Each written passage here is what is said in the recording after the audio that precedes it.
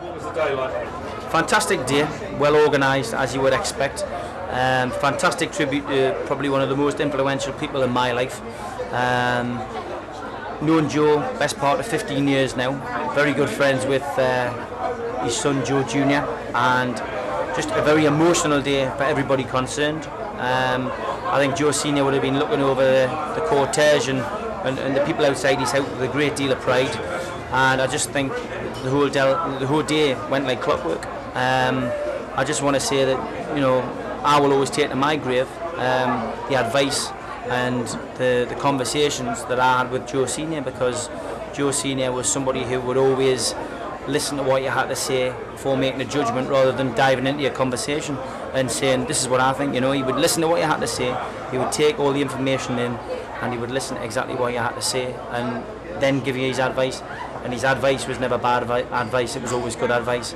To come down to London and meet somebody of that calibre through my relationship with you know, with the Cray brothers really was fantastic, and I'll never ever forget the friendship I had. I would never ever put my hands up and say that I was a very close friend of Joe, because that's down to the likes of Freddie Foreman, the Nash family, etc.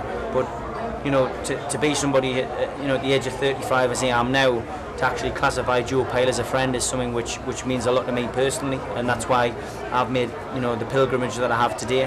And tonight was, you know, great because we've caught up with a lot of friends, but every single conversation I've had tonight has been about, you know, I haven't seen you for ages, blah blah blah, but do you remember the time we were out with Joe? And I think that probably sums him up best, the fact that we've been out with Joe.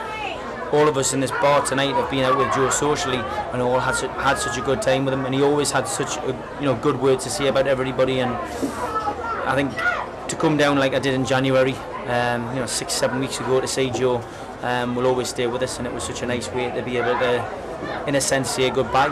And I had a great chat with Joe that night, as best as we could, and you know, to be able to see Joe that night meant a lot to me, and that's the way I'll always remember him. You know, still up for a party, even in such bad health as he was. To be able to see him that night was fantastic, and you know, God rest his soul. So, any thoughts about today? Yes, it was a credit to Joe, the good people that came to see him. I am a Geordie, and my accent says it, but he well got everywhere.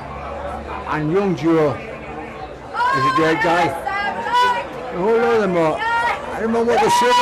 He was just. Best I can say, he would have made a good Geordie. So he was a very charismatic man. Oh, lovely fella. Good guy.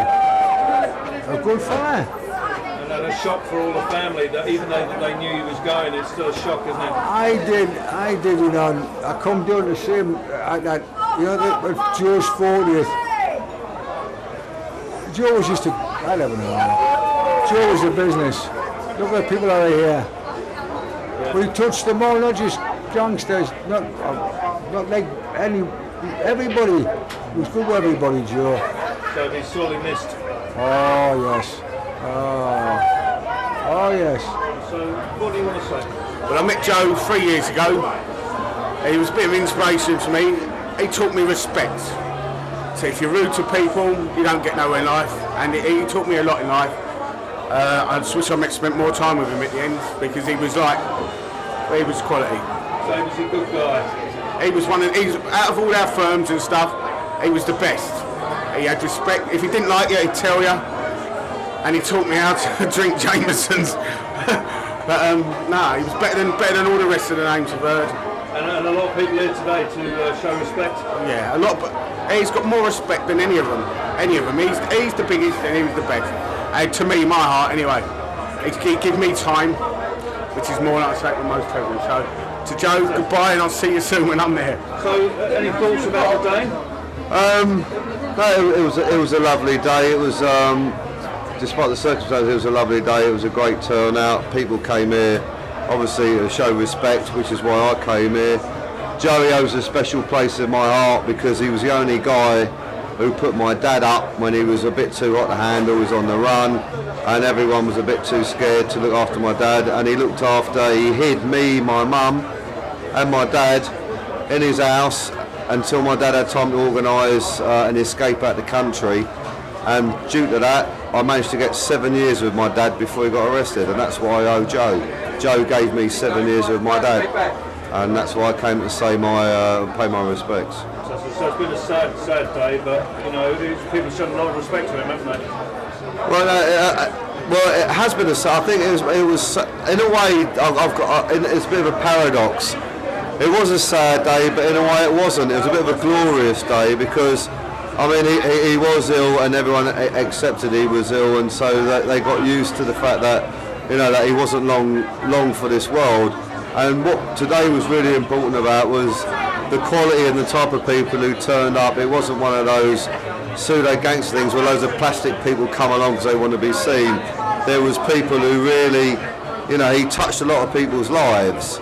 You know, there's a lot of people that I don't know that, you know, he touched. I mean, I never thought of him as a villain. I just thought of him as a big family man, and he always made sense. He always had time for people, and he never had a bad word to say about anyone. And that's probably why no one's got a bad word to say about him. He was a top guy, and like I said, if it wasn't for him, my dad had got nicked. I wouldn't have had them 7 years. So, God bless you, Joe. Okay, so how was the day for you? I thought it was a fantastic send-off, a lot of respect shown towards Joey and his family, and it was nice to see all the old school there, and best of luck to Joey Jr. and the rest of the family. Big turnout. It was nice to see all the old school there, and a lot of respect. Right, so Jimmy, what was the day like for you? I'll tell you what, the day was brilliant. When you come and meet a chap like Joey, when you know what you call a true friend, Joey Pyle, to me, was like a saint.